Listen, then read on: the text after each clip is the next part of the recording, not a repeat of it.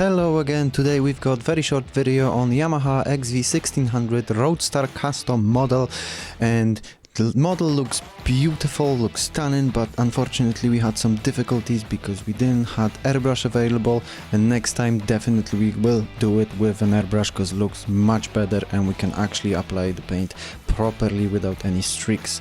But I still hope you enjoy this video, very short one, and enjoy my little ending montage.